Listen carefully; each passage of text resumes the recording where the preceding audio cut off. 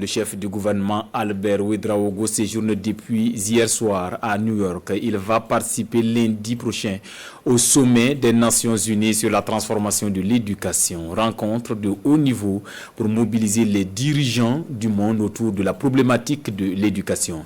Les enjeux de ce sommet avec notre envoyé spécial à New York, Aboubacar Sagnon. Aéroport international John Kennedy aux États-Unis.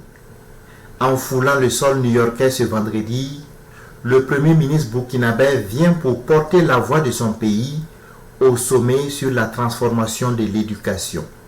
Ce sommet de haut niveau, dont les travaux débutent le 19 septembre, est organisé dans le cadre de la 77e Assemblée générale des Nations unies. Son objectif est de mobiliser l'ambition politique, l'action, les solutions et la solidarité internationale nécessaires pour transformer l'éducation. Il vise également à faire le point des efforts déployés pour rattraper les pertes d'apprentissage dues à la pandémie, réinventer les systèmes éducatifs pour les adapter au monde d'aujourd'hui et de demain et revitaliser les efforts nationaux et internationaux pour atteindre l'objectif de développement durable en matière d'éducation.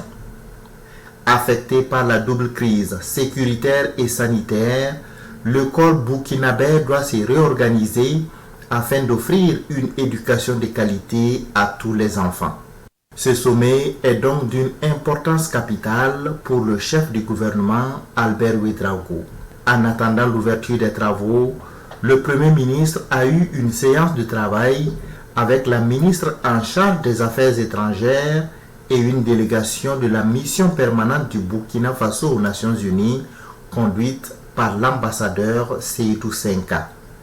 À l'agenda du Premier ministre burkinabé figure également une rencontre parallèle de l'Union africaine sur la transformation de l'éducation en Afrique et une audience avec la directrice générale de l'UNESCO.